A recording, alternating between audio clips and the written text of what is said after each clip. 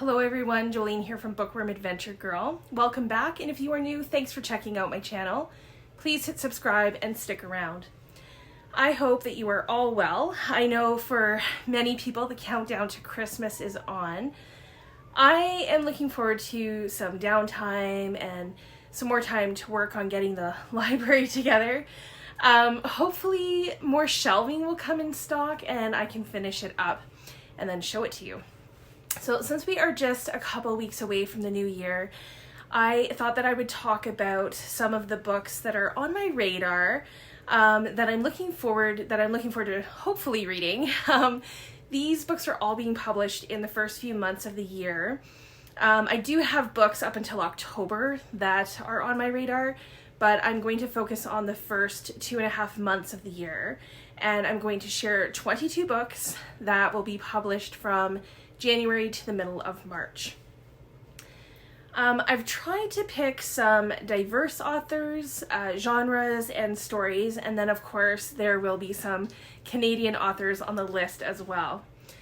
Hopefully there will be something for everyone that will at least interest you. So I'm going to share these in order of publication date, and always, as always, these dates are what they are at the time the video is being filmed. Because sometimes the dates do change. So these are also the Canadian and American release dates. So let's begin.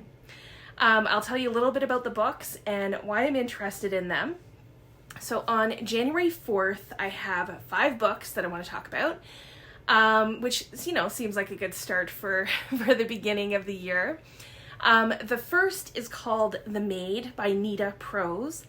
The protagonist in the story is Molly Gray, whose grandmother dies when she is 25. Molly's grandmother made life easier for her since Molly isn't really good at social cues and really the rules of the world. Molly becomes a hotel maid, which is a perfect fit for her obsessive love of cleaning. But one day Molly enters a suite to find it in disarray, and a man is dead in the bed. And Molly becomes the lead suspect.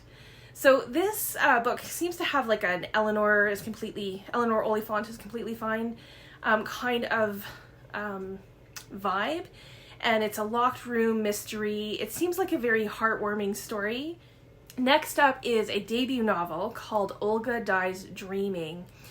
I am not sure how to pronounce this author's first name, but the last name is Gonzalez, and the story takes place in 2017. Olga is a wedding planner in Manhattan, and her brother is a popular congressman, and they are from Puerto Rico. A Hurricane Maria, is about to hit the Caribbean, and a hurricane is also going to hit their own lives when their mother returns. And this story appeals to me because it's set in New York, which I love. But I think I'm really going to like how it has real life events and the culture of Puerto Rico in the story. Third is You Don't Know Us Negroes and Other Essays by Zora Neale Hurston. This is a collection of essays, criticism, and articles by Hurston, which were over the last 35 years, and I think that it will be interesting to see how she developed as a writer over time and what was important to her. The collection is grouped thematically and includes topics such as politics, race, and gender. And I just have a feeling that this will be a really beautiful collection. Next is Fiona and Jane by Jean Chen Ho, and this is a story about 2 Taiwanese American women who have been best friends since 2nd grade. It follows their friendship over 20 years through life's ups and downs.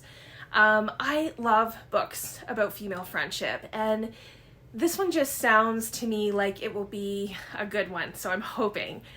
5th on the list is a Canadian author. This is called The Swells by Will Aiken, and this is a satire that takes place on a luxury cruise ship, and the story is about privilege and the gaping differences between the classes. The main character is a luxury travel writer who is actually homeless and penniless. And when the captain of the ship gets overthrown, the roles on the ship reverse. So the crew, who have been living in very cramped spaces, are now, in the leisure class, and the elderly passengers are the ones mopping floors and scrubbing toilets. So this just sounds interesting to me because, it has dark humor, which I do love, and I just think that it will bring up some interesting themes as well around white privilege. On January 11th, I have To Paradise by Hanya Yanagihara. I will be reading A Little Life in January, and yes, I know I've been saying this for a while, it's been on my TBR forever, but I am going to read it, and then I hope to also read To Paradise. This story spans 3 centuries. It has 3 alternate versions of America. 1893, 1993 Manhattan during the AIDS epidemic, and then the third kind of story is in the future in 2093. These 3 different times and almost like Americas are joined by the same themes and I think some of the same characters. I am prepared to be emotionally depleted from A Little Life, and I have a feeling that this story will also be an emotionally heart-wrenching roller coaster ride, so we'll see how it goes. On January 18th, I have 3 books, 2 novels and a nonfiction.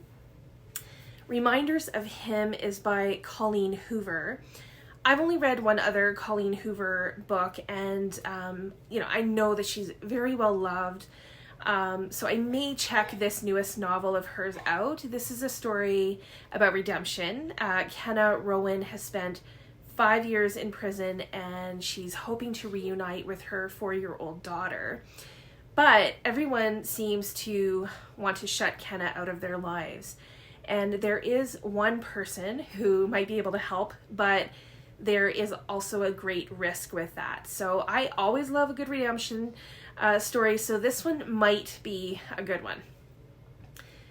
This next author I haven't read in a very long time, and that is Jacquelyn Mitchard.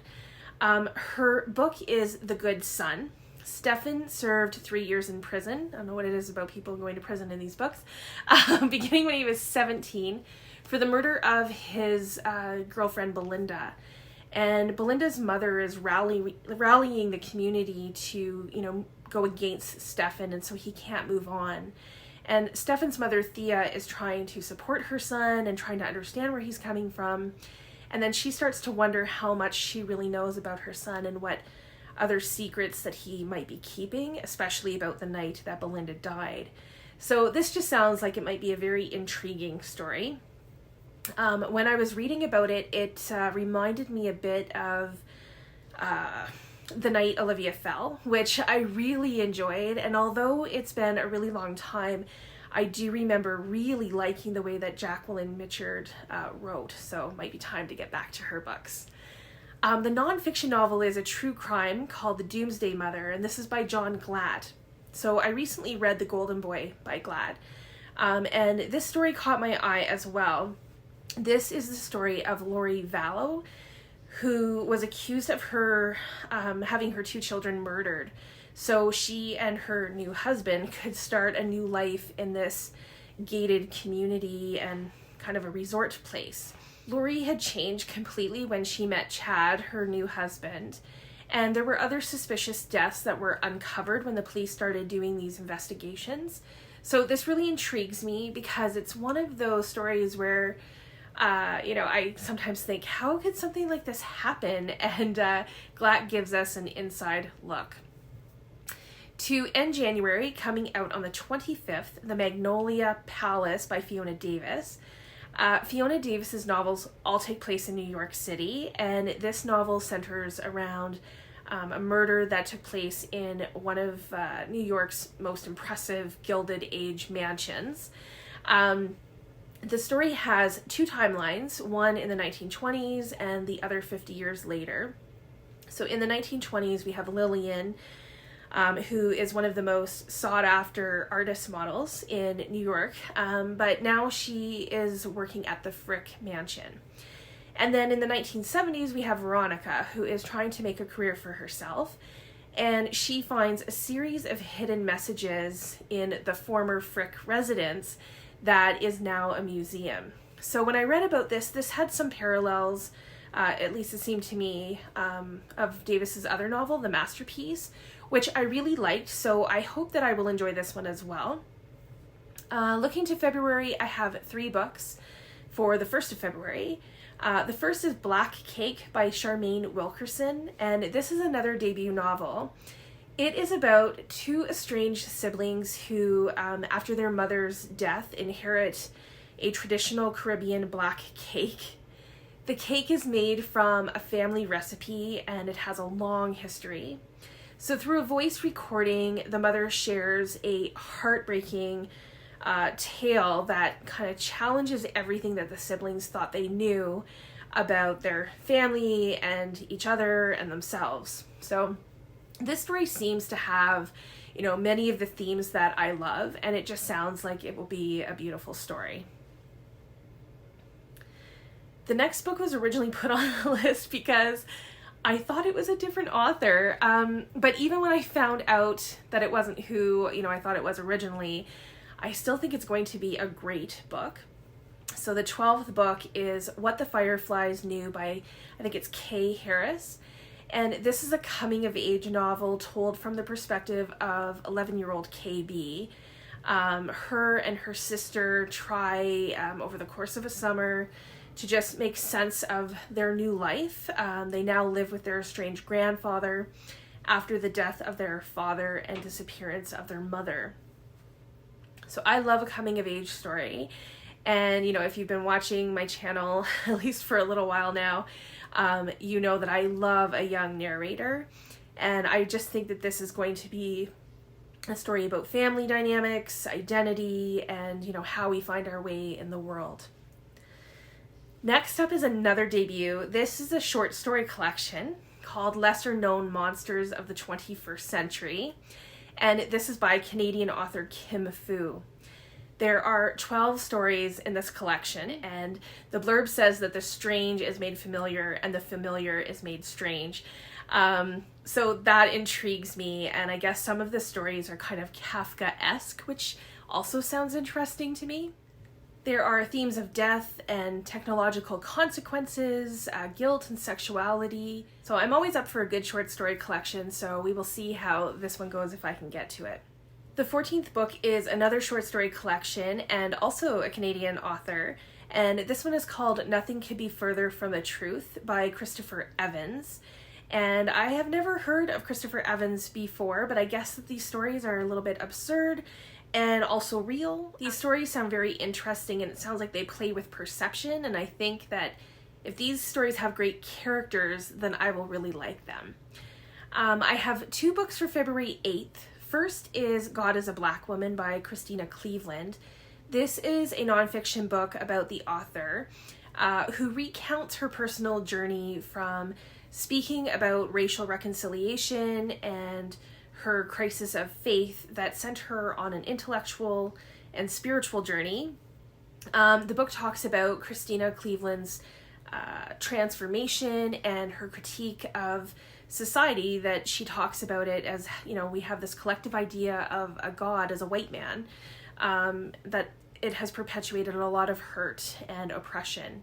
So this just sounds like it could be a very powerful book, and one that I'm hoping will give me a lot to think about. The second book is a historical fiction book by Canadian author Bryn Turnbull. This is called The Last Grand Duchess. Now, I read Turnbull's debut novel, The Woman Before Wallace, so I was excited to see that she had another book coming out. This one focuses on Olga Romanov, the first daughter of the last Tsar, and this is her coming-of-age story amidst the end of Imperial Russia. The part in the blurb that really got my attention was this. It says, "The Last Grand Duchess is a story about dynasty, duty, and love. But above all, it's the story of a family who would choose devotion to each other over everything, including their lives." And I think that this will be a great book for historical fiction fans, and especially if you liked her other novel. Then for the nonfiction fans, and especially for fans of history and the Tudors, I have a nonfiction book that will be published on February 28th called House of Tudor by Mickey Mayhew. This takes a darker look at the Tudors and covers 45 events, it says, from the Tudor reign, and it takes in everything from the death of Richard III to the execution of Mary Queen of Scots, and then everything in between. So it does say that particular attention is paid to the various gruesome ways in which the Tudors kind of dispatch their various villains and lawbreakers, from, it says, simple beheadings to burnings, and of course the dreaded hanging, drawing, and quartering. So it sounds like this will be very interesting. And this book is on my radar also because it will be coming out just as my reading group will be finishing up Hilary Mantel's Thomas Cromwell trilogy. So I might be, it might be interesting to read afterwards to kind of compare. Then in March, there are 2 books coming out on March 1st. Rebecca Searle's One Italian Summer. In this one, the protagonist is Katie, and she has just lost her mother, Carol. And they had plans to visit Italy together, and now Katie is going alone. So even though it's not what Katie wants or, how it was originally planned, she feels her mother's spirit in Italy while she's there. And she can feel that she's healing. And then Carol appears as a 30-year-old. And Katie doesn't really understand what is happening, but she wants to focus on the fact that she has her mother back. But she isn't really the mother that Katie knew, and Katie has to kind of reconcile this. So I've only read one other Rebecca Searle novel, and it seems to me that she really likes to do this. She includes this element of, playing with time or some sort of disbelief. And I think that it will be interesting to see how she does that in this particular book. Up next is a book that I've already talked about a couple of times in my Mondays with Margaret series. So Margaret Atwood's new book also comes out on March 1st. Burning Questions. This is another nonfiction. It's a collection of over 50 essays and pieces, and it picks up where Moving Targets left off in 2004 and brings us to 2021. So Atwood is a curious person, and she asks questions in this book about why do people everywhere and in all cultures tell stories? How much of yourself can you give away without evaporating?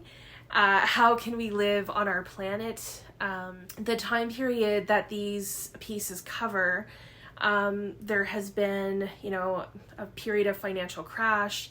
There's the rise of Trump, and there's been a pandemic. So she covers topics such as debt and technology and the climate crisis. So this sounds very Atwood-like to me, and I think that after I am finished with the Mondays with Margaret series, which is soon, that this will be a nice little taste of it again in March. So on March 8th, Truth and Other Lies by Maggie Smith is being published, and this is a story about 3 women. Megan is a reporter who loses her job and her boyfriend all on the same day. She ends up moving in with her mother, Helen. Helen is running for Congress, and the 2 women clash on everything. And then Megan meets a journalist named Jocelyn Jones, and she thinks, finally she might be able to get her life back on track, until an anonymous tweet kind of makes everything unravel. So I have yet to read anything by Maggie Smith, and this book sounds a little bit like a life spinning out of control, and I'm okay with it as long as it will be written well, and hopefully be entertaining, and that it's not my life. So I'm willing to give it a try. The 21st book will be published on March 15th. It's called The Match, and this is by Harlan Coben. This is a suspense thriller, and it's the second in the Wild series. So I've had The Boy from the Woods on my TBR, and I really do want to read it. So now that the second novel is out, or coming out, I can keep going and read the rest of the story. So this continues the story of the boy known as Wild, and he returns to the mountains to try and escape the modern life, which for him is very, constrains him. But then he finds out that a DNA match online may lead him to his father, but he might get more than he has bargained for with this match too. So Harlan Coben is still a new to me author, but I have enjoyed everything that I've read by him, so I'm hoping that I'll like this series. And then finally, number 22, a novel, Obsession by Caitlin Barash, which will also be released on March 15th, and this is another debut novel. It's about Naomi Ackerman. She's a bookseller and hopeful novelist. She's trying so hard to find the right story that when she meets Caleb, she thinks that she's figured it all out. And then she meets Caleb's ex-girlfriend, and she becomes obsessed with her, and she can't stop writing about her.